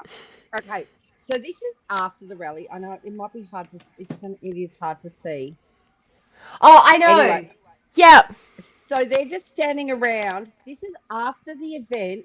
This is on the way to a family event. It's across the road. They're looking out at a family event. They're just standing there, just having a yarn. Yep. And then this is outside. Oh, hang on. The family event. There's all the cops up the back there. Fucking hell! Just fuck off. Then this is me walking back to the car. They're all just standing around. Yeah. Yep. I had the same thing at the what do you call it rally? What was it? The Section 18, the Section 18 rally a couple months ago. It was the same thing. There were cops lining the street. Lining the fucking street, cop cars. There were more cops than there were protesters. And the whole time I'm thinking, if you had this many people you could pay to stand around, how the fuck are children dying in your custody? How are kids dying in your custody if you've got this much money just to pay people to stand the fuck around? But How? these cunts are wanting a pay rise. They're doing writing all over their cars like the Oh, you lot would hate me at Aussie the moment. I'm do. living with a cop. Who's living with a cop? Oh, Tim! no. Tim is. Hey, Tim, I Oh. have cancer. In case you missed it. Yeah, but they're saying, using all these resources. They're standing around doing fuck all. Yeah. And then my friend, oh bless her, she couldn't wrap her head. She's like, these things have never been violent. I've been at that many rallies, that many protests. They've never been Yeah. violent. Yet they send all the cops, and I'm like, Bub, they want to make it look like we are harmful. They're trying to Never. deter people. You know. Um. Sorry. I didn't Yeah. realise the sound was fucking up then. I had a 10-second delay. So I was hearing you say they've never been violent and I was answering that and then it cut out and I heard you saying something else and I was like, Oh. what happened just then? Yeah, and she was like, but it doesn't make sense, and I'm like, well, it's yeah, it doesn't make Yeah. sense because we know what it's like, but they're doing this intentionally, babe. They do, and she gets it, she knows it, but it's like I still don't understand why because these things are proven to not be as harmful as they make it out to be, and I'm like, yeah, that's the system, mate. That's the system we're fighting against. 5 units. What? What? It's not letting me adjust your mic, Belle. Can you jump in and just turn off automatically? I've tried to change Belle's settings on her mic a dozen times and it just keeps reverting back. If you could just turn off Audio. automatically just turn off auto so that I can adjust it. Because I I can't for don't some reason. edit audio avatar. No, just I if you just go to audio and then click off mm, automatically adjust mic volume down the bottom. it doesn't have that. Not under audio? No. So Mm. under setting, you're in settings right now? Um, is it the three dots Yep. next to? I got the cross, the microphone button, and the camera button, and then three dots. Yep. So if you hit the three dots, I've got edit name, edit audio avatar, and audio. I tap audio. It says iPad microphone and then my headphones, and but it doesn't let me do anything else. Forgive no, me, I'm gonna okay. flick around. Uh, down the bottom, do you have a settings wheel? Let's see. Because it's if you go into settings and then go into audio, there's a little click that you can hit. No. Am I actually in the app? Hang on. Forgive me if I disappear. Yeah, I'm in the StreamYard app. Yeah, it's Um, there's a set. So oh, if you just no. hit settings like that, so down the hang on, let me send There's you a no picture. settings. How do you Hang take a on, screenshot on an iPad? hang on. Let me send you a Let me send you a photo. Hang on, here we go. Control V. So I've just got to jump into the studio as a guest so I can take the photo that you see.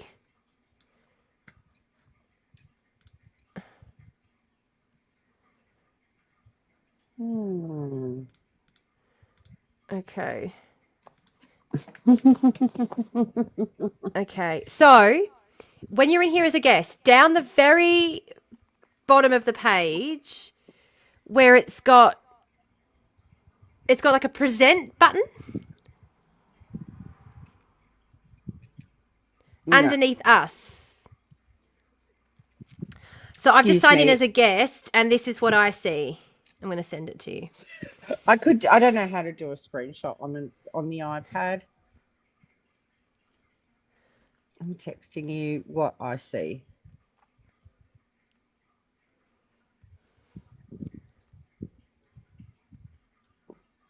Nope, I don't have that. So you're logged in. Yeah, I think so.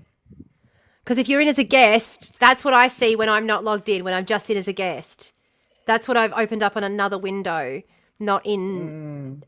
Yeah, because Yeah, I'm using the StreamYard app on the iPad, not the web.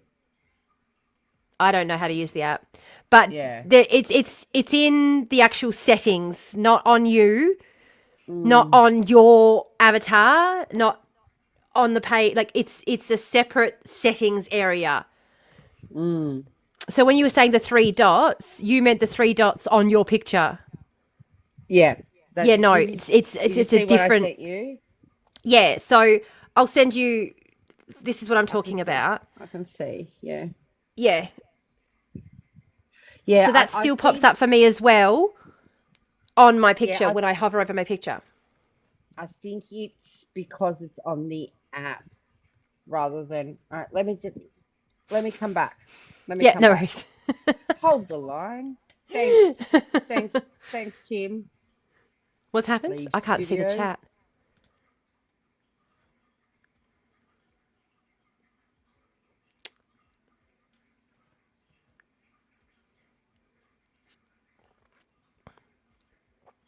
No, StreamYard. I'm just going to turn my gain down a bit because I think that might be the only way to actually balance our volume is if I turn my gain down. I don't know why it's not working, that we can't get Bell's automatically adjusting volume to stop. It's very annoying. Because when I go into settings, even as a guest, it does give me the option, you know? So, oh. Don't you love it that every single live stream contains at least 15 minutes of technical difficulties? It really doesn't fucking matter how long we've been doing this fucking for. Yeah, because when I go into the settings on there, it gives me the option to do exactly the same thing. Yeah, nah. Don't know what to do about that. Don't know what to do about that. There's two of me now. And I look backwards. It's fine. I'll ignore it. I'll ignore it. You must pray to the machine gods. Yes. Android doesn't seem to have a StreamYards app. Ah. Ah. Hello. Hello, you got me? I got you. Right, hang on. I've got to do. To my headphones. You got me now? Automatically adjust mic volume is off. Yes, I can turn you up. Yay. Yay! All right. That's So, better. StreamYard app is crap for that stuff. Yeah. There you go. So now I can turn you up. There you go. Perfect. Excellent. Comments. Yeah, it All just kept right. automatically turning you down. And I'm like, why is it down who? Two for Bell? Oh. Or I'll put mine up to. I'll go up to. How's that? Is that better? Because I'd rather be loud. Of course you would. We're gonna be loud. We're gonna be. Turn Bell down. What? Yeah, the most common fix. Do you know what? I saw a what do you call it earlier? I saw a short with a guy literally saying the exact same thing for the human heart. He goes, "Do you know sometimes turning it back off and on again is the right thing to do?" And then he gives this guy adrenaline, not adrenaline, adrenaline, Yeah, something. and Yeah. it stops the heart so that it can restart at the normal rhythm. Yeah. And I'm like, just turn it back on for the human body. It's fine. But that's what they can do. Yeah. Mhm. That's what shocking your heart does. It actually stops it to reset it. Yeah, yeah. And you Yeah. can't shock Defibs. all Snap. rhythms though. You can't shock all rhythms. Yeah. Yeah. So sometimes you have to do a chemical restart. So, but that's what I was like. It's just Mhm. turning it off and on again. Pretty All right. much. Pretty No worries. much. All There's an right. So we effect better called now. the. Hey. I was just going to say, are we better now with the sound? Yeah, I think that they were saying before the sound's good now. So I am going to, I said before, Two Girls, One Garbage Can. If anyone has a script that they want to do, start working on it, and you can sign up on the Discord to see who's going to go what week. I'm going to put a little thingy on there, and then I'm still going to have, like, occasionally I'm going to do one, and Maddie's going to still do them too. But and the other thing I was going to say is, I'm going to also do, like, just an extra, what do you call it, Q&A day, because I usually was live streaming as well on a Friday, which I'm going to keep doing at the moment, and just, do crafty shit. That's going to be, Mm-hmm. yeah. Crafty Chemical Cancer. Restart would be a good band name. It would. It would. I like that actually. But then would it be like people be like, oh, you're just trying to be My Chemical Romance. Could it be MCR cover band? Chemical Restart, and it's a MCR cover band. Crafty shit being poke nut jobs with crochet hooks. Yeah. Well, I'm doing crafty shit anyway because it's just what I do. I'm hand stitching a silk shirt at the moment. And I have also cut out all of the pieces for an Edwardian corset, which is the next one that I'm going to make after I finish the one that I'm currently doing, and the shirt, which I have to run to the toilet just quickly. But I'm actually going to run and grab the shirt and a cup of coffee and have another cone. Coffee? Do you want to go grab a coffee Wow. first? No, I don't need coffee. It's too hot. It's 39 degrees here. Oh, it's 19 degrees here. I know. There is a therapy that does shocking, not EC thing. What's it called? ECT? Yeah, not ECT, but it's TMS or something that does do little zaps to your brain, and that's meant to have Yeah. worked well for people. They used to do. There's certain conditions that are, for example, seizures. You can do, there's some electrolysis stimulation you can do for seizures, and in some types of seizures and things. Yeah, there's some interesting. There's also different, like, light therapies you can do for the brain for different things, like penetrating light for not on the brain, sorry, on the, like, they can do like light scans on your hand instead of doing certain tests and things now, like just using, like, literally like a type of light like we do, that instead of taking a picture like an x-ray, Oh the light yeah. shines through, so it's kind of like ultrasound but light, not sound technology. No, I'm not I explaining it had very well. someone I know. Who was it? They did a friend from work. The light therapy, EMD or something like that. That it's a psychology thing, and Oh it's a bit yeah. woo woo.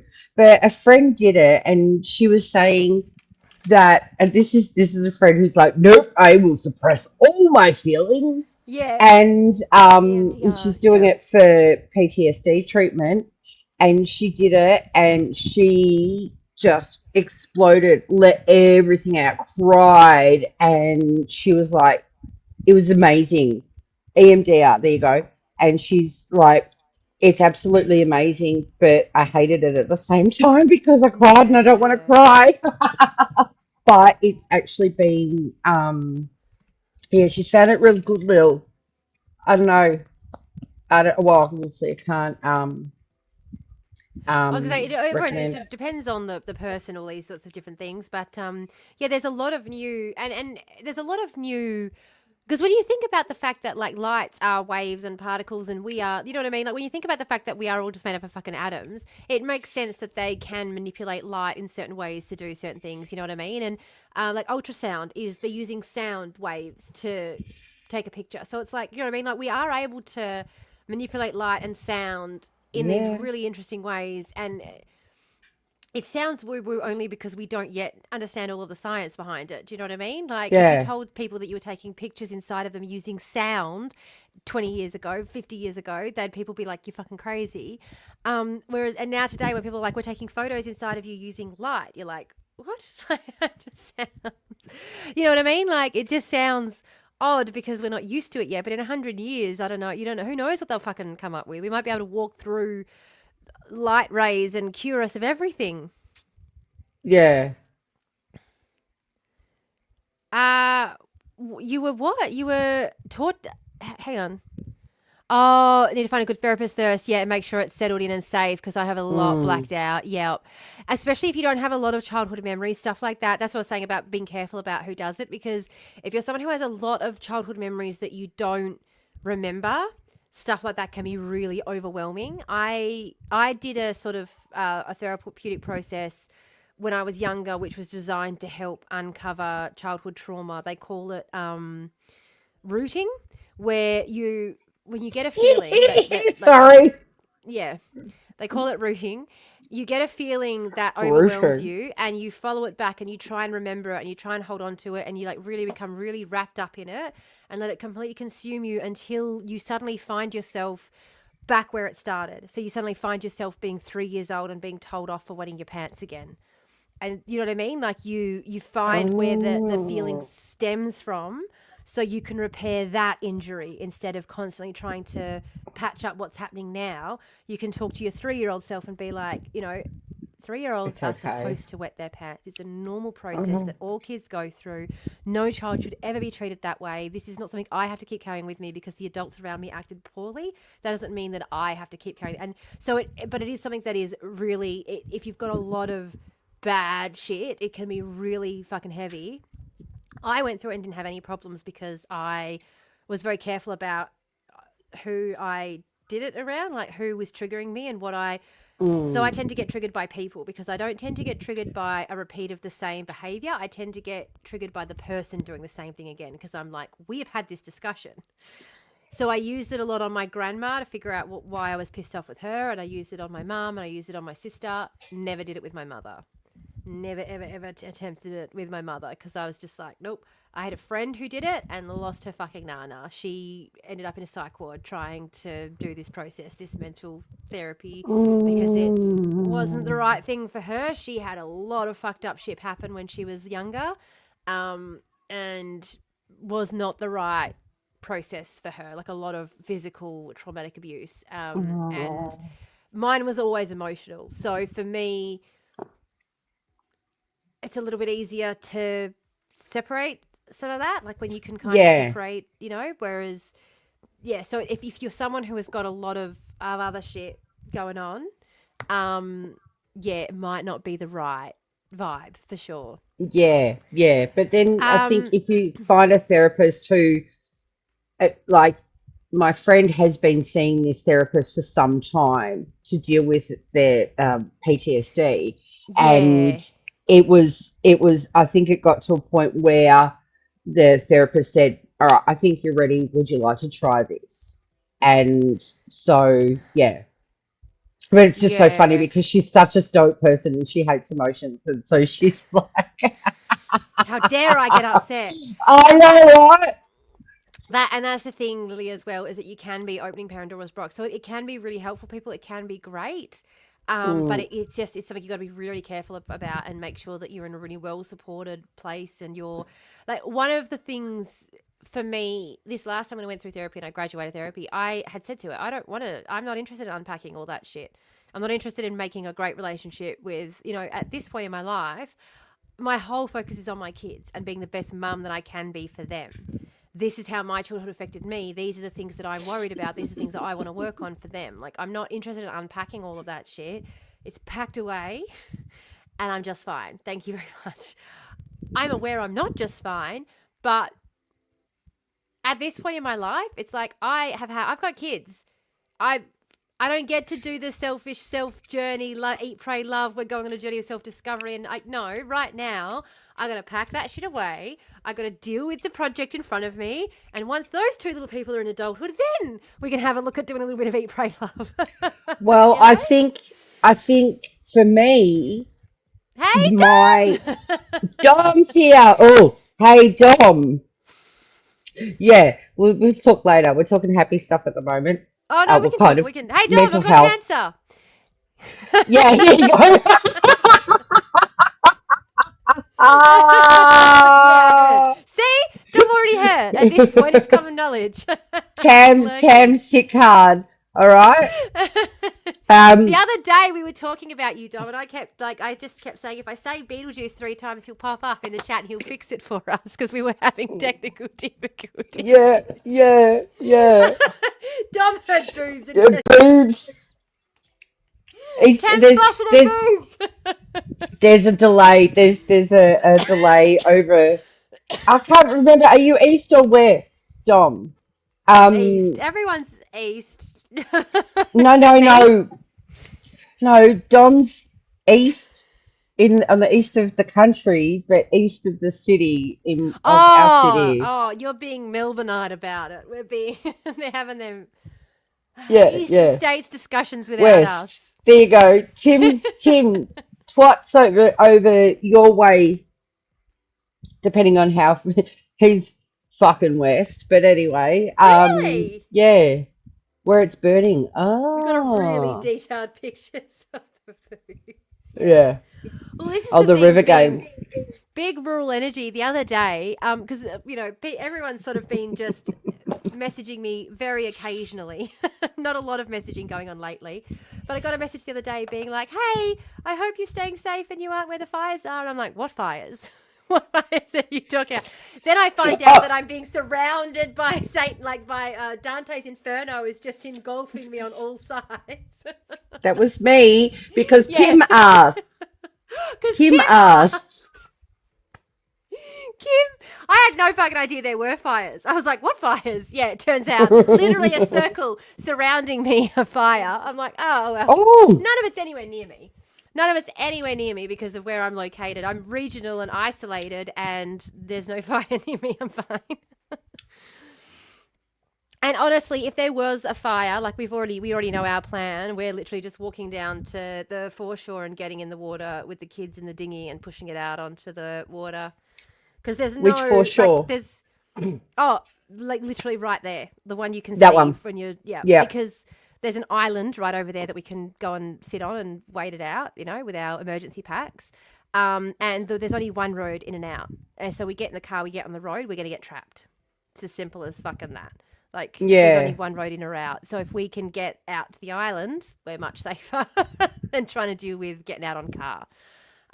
Until they've got another road that they're going to build in a couple of years, but until that goes through, yeah, the boat's the plan. If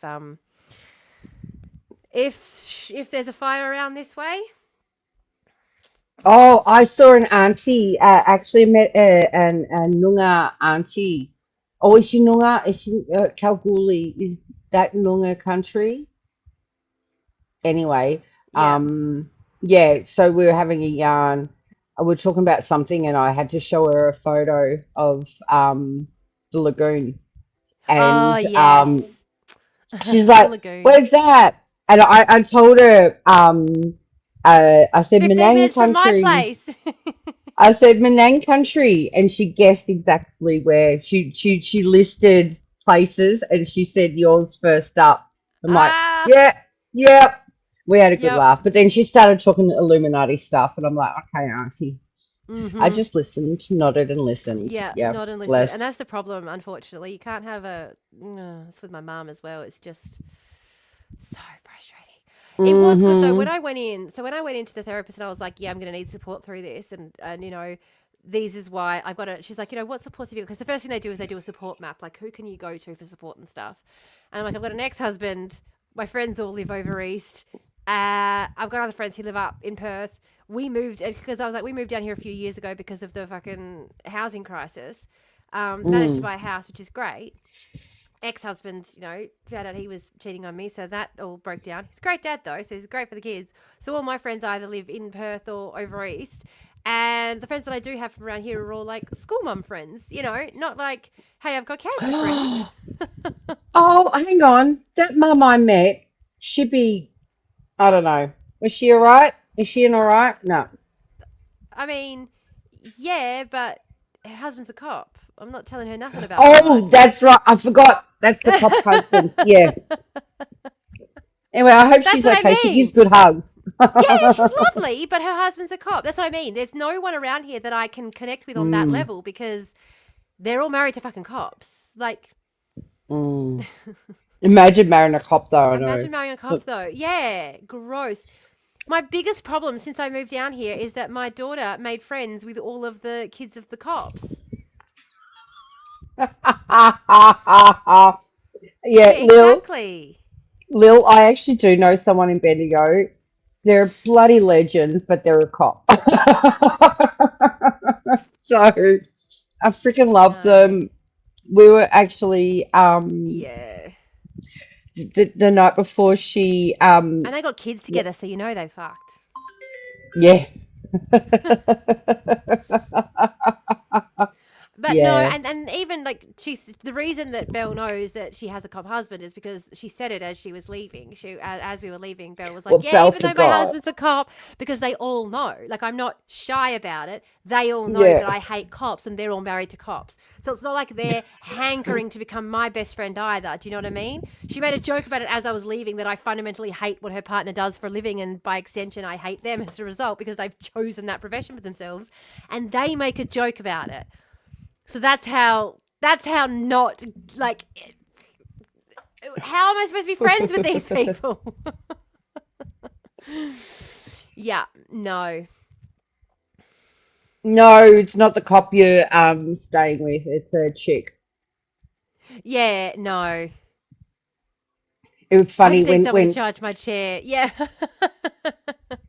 no, not a Joanne. No, it was quite funny. I think it was the night before or a few nights before. She went to the academy. We Yeah. were out at a dance party, all high as fuck, and she's like, "I'm gonna be a copper." But we actually caught up. That was around this time last year, and I was talking a bit of ACAB to her, and she's like, "Oh fuck, yeah!" Like she's starting to see it. She's yeah. Yeah. There's a lot So of hopefully, ex-cops do feel the same yeah. way, which is just goes to show that like whenever anyone says, oh, you can't hate all of them, I'm like, well, plenty of ex-cops hate all of them. So what does that tell you? Mm. Mm-hmm. Like, there's plenty of Mm-hmm. ex-cops who left because they saw what it was and couldn't handle it, like weren't willing Mm. to put up with it. So, Yeah. any hoozles. Youth intervention is interesting thing because how are they intervening? What are you talking Mm. about? Intervention? Oh, Oh, intervention. Yeah. And it's just really interesting that when from my studies in criminology we know that police intervention is the biggest indicator that recidivism is more likely. You know, yep. people are less likely to do crime if the police don't intervene. Crime is something people grow out of. We know But that. you Like we literally know throw them that. in prisons and they learn Crime is how something to people grow out stay of there. unless you Mm. stunned them at the age where they were committing criminogenic acts. Because don't forget that Well, crime is just an act that we as a society have decided we're going to punish people for mhm, doing. Crime is a label that we give to certain acts that in other contexts would not be criminal. For example, stealing bread to a culture that doesn't have a concept of ownership, especially when it comes to mhm, food. People can't own food, it's given from the earth freely. Telling someone that they've stolen because they've taken that when there's no concept of theft in their culture, how can you might label it a crime and that person a criminal, but that doesn't mean that they're an immoral person. Like that doesn't mean that they've done you are labeling them that. That is not a we've decided it means more than it does. This is what I'm talking about with the cancer brain. It's fucking I hate it so much with my fucking just because you call someone something doesn't mean it fundamentally changes who they are, you know? yep, Like yep. the day before or the day after they get caught, it doesn't change who they are because you've decided to label them as something. Labeling them a criminal doesn't make them a bad person. And that's what I I mean, hate in this society is we act like it does. We act like by earning the name criminal, you immediately become irredeemable. And mm, it's just bullshit. It's just a label we made up to try and control people's behavior. It's a behavioral control technique. And when you realize how many other behavioral control techniques we use that don't involve the police, because people constantly say, well, if we don't have the police, what do we have? The police are so not involved in most of the behavioral control techniques that we employ as a society. Footpaths. Footpaths are a behavioral control technique. We designed footpaths to control where people walked, where they placed their, on what side of the road they walked, in order to control the flow of traffic, in order to be able to control people. We created footpaths as a behavioral control technique, and every fucking day you will see people cross to the other side of the road to use the footpath. That is not an accident. We created footpaths as a behavioral control technique, and there is no enforcement needed to get people to use them. There are millions of things that we do every day that have the exact same impact.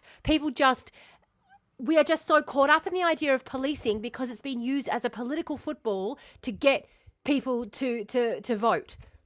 We're so caught up in that as being the solution because it's being used as a political tool. It's got nothing to do with crime prevention. Policing has nothing to do with crime prevention. Prisons have nothing to do with crime prevention. It is if you are investing in prisons as a form of crime prevention, you are only doing it to win votes because it does not work, and we know that. We know without a shadow of a doubt. Every time I hear communists talk about crime prevention, they seem to forget that we are not trying to. All of the systems we have in place at the moment are not designed to prevent crime. They are here as a population control technique and nothing else. Like, police do not prevent crime. They get there after a crime has happened to try and catch the perpetrator. It's got nothing to do with preventing a crime from happening. It's about punishment and control. We know that if we wanted to prevent crime, providing people with basic tools that they need for survival is the best way to do it. Sorry. Yes. However, you just got me thinking about, I think I've said it to you not long ago. You know how I was talking about the pretendian Yes. in the on Turtle Island, North America, so Yeah. United States and Canada. For those who don't know, there's a term called pretendian, and Yeah. it's these people that the indigenous people call pretendians are the ones who it's almost cosplaying, because they don't have the one drop system over there. It's a Yeah. thing. But these people who claim to be very connected and all of this stuff and cosplay as native, Yeah. yeah, they're called out as pretendians. We Yes. need to have a name for those type of commies, Commies. like that talk about crime prevention, but not realizing that they're talking capitalist stuff. Yeah. Like Well, because the wish commies, Timu commies. Timu commies. The amount of communists I've heard talk about prisons as though, well, yeah, we need some kind of prison. What? What? There, What? What? there's a guy actually. Lil and I came across this the other day. The guy, what was the name of that account, Lil? This guy, he's got socialist in his name, Oh, yeah. and I only became friends with him because I could see he was mutuals with other people. And yeah, but then he did something about a video about trying to find a rental or something, and then in the comments he actually was slagging on housing commission, and I'm like, no, instantly block. You Fuck are not off. a socialist if you are degrading people living in housing commission, And I'm talking about sorry. all the Yeah. mess that they make in smoking their cigarettes and drinking all the grog and stuff. And I'm sorry, but this is the other thing that pisses me off with people who talk about public community housing as well. People always go gung ho against community housing. And it's Mm. like, you tell me you've never had to deal with the system at all without telling me. Mm. Just go and slag off a whole group of people that you have because they're all like, oh, well, they're trying to, there are groups out there legitimately trying to get rid of community housing in favor of only having government housing, public housing, because which by the way, people keep confusing the Department of Communities and community housing. Department of Communities does public housing. Community housing is managed by not-for-profits who are not government operated. They're outside. So community housing is community operated. Department of Communities runs the public housing, the government operated housing. So just, it is confusing. I had an argument with a community manager, housing manager, who kept telling me that she wasn't in community housing because she kept getting confused by this. So it's not blaming anyone for getting confused by it.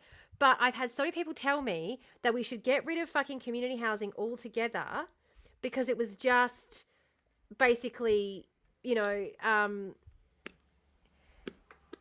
people trying not to like people trying to get away with shit or do shit. Like the impressions that people have around why someone might decide to go for community housing over public housing. The misunderstandings people have about the system and how it works. Like people go, oh, well, some people just prefer to be homeless. And it's like some people want to be homeless. You just need to understand some people prefer it. It's like some people prefer it over the other options they have.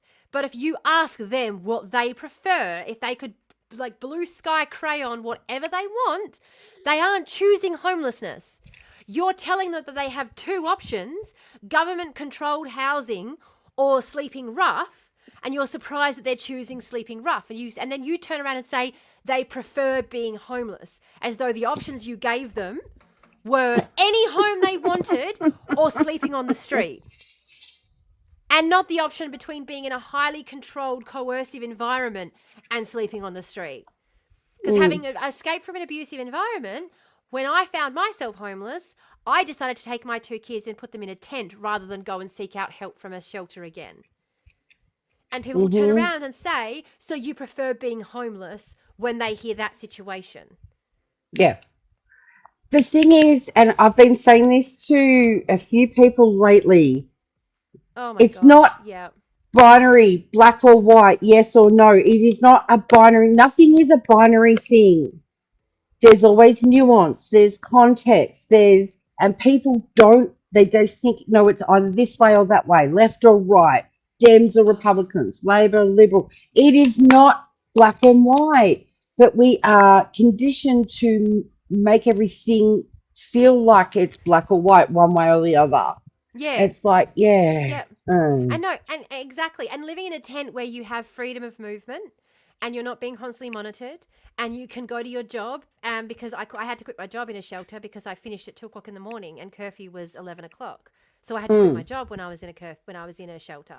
So I could keep my job and my kids were staying at their dad's, so they were fine. They had housing and I was staying, like, you know, everyone sort of sits around and goes, what? So, and it's like you are ignoring all of the other issues that lead to this situation, and you're acting as though I am here as a result of my choices and my choices alone. And so if you put a choice in front of me and I choose to stay on the street, then I am a free agent who is making those choices completely independent of all other previous issues. Like, people who don't work in this space act as though walking up to someone on the street and saying, have this house, is the solution to all their problems, as though that person doesn't have...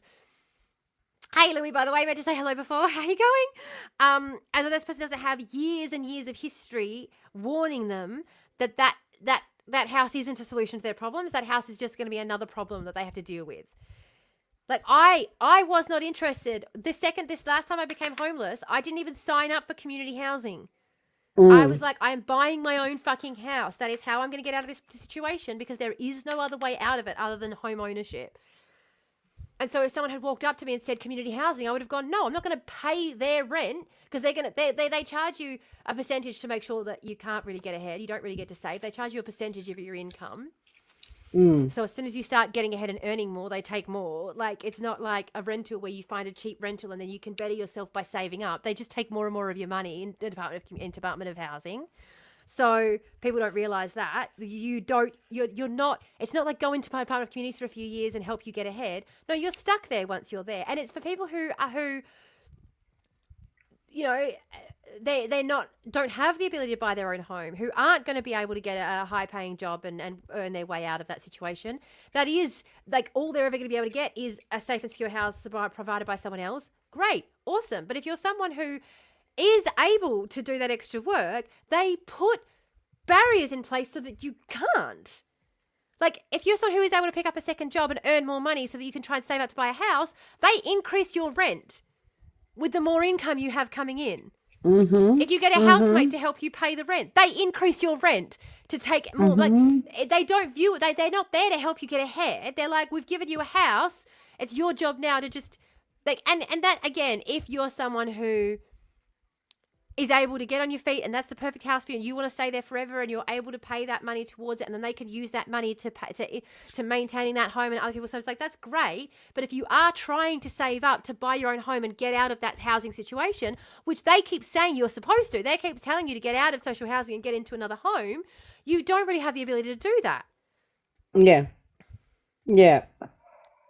Yeah, I applied in South Australia at 19. They told me 20 years. I'm 36 now, and they tell you that the list is fucking pointless. Yeah. Mm-hmm. I was approaching Wagga Wagga by housing, 10-year wait minimum. Yeah. Wagga Wagga. Wagga. Sorry.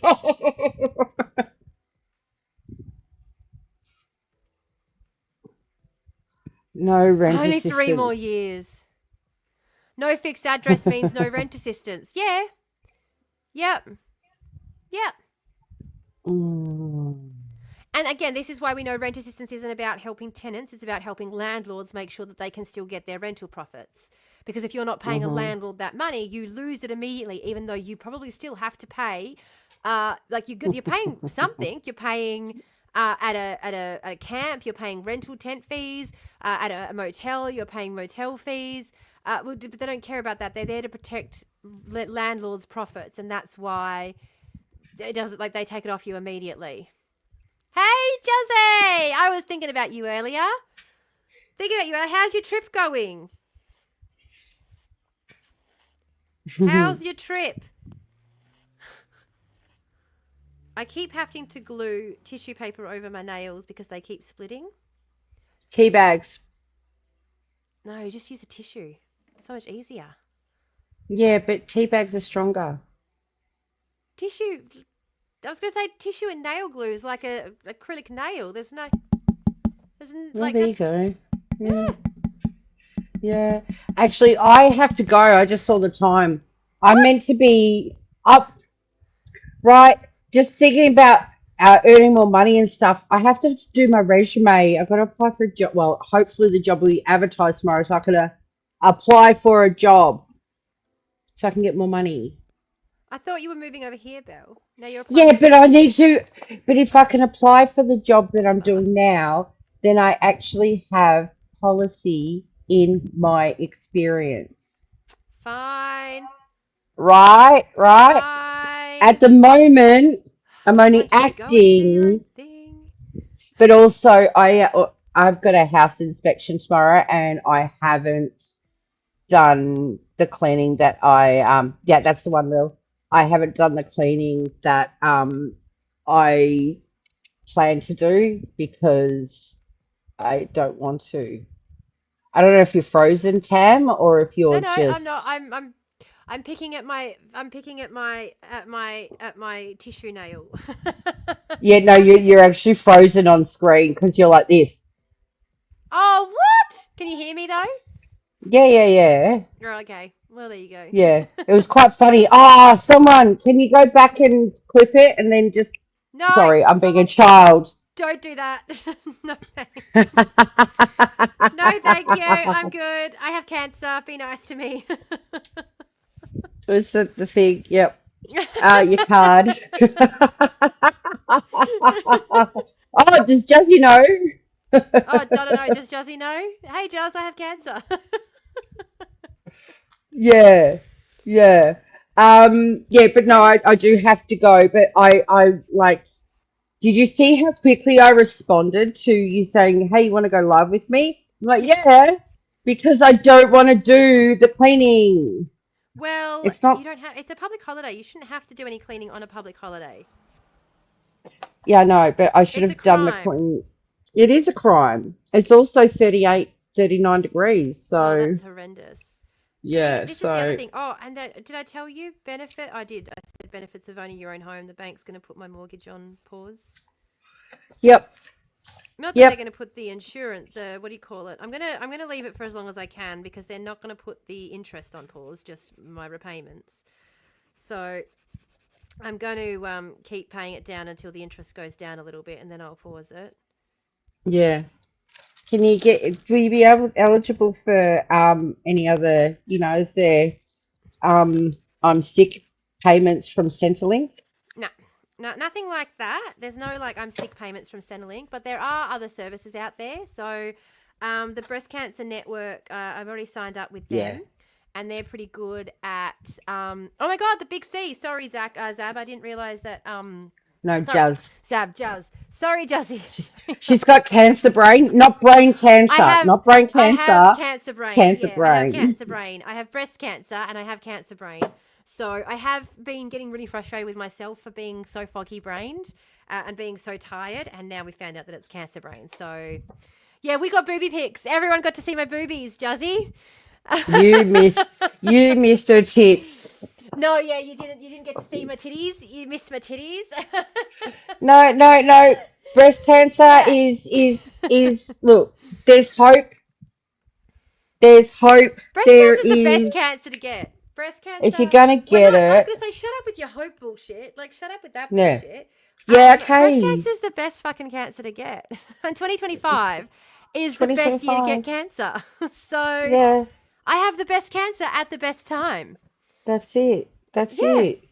It's the Yep. easiest to get rid of. They can just, and it's in this And body part. prostate It's cancer, that's another one.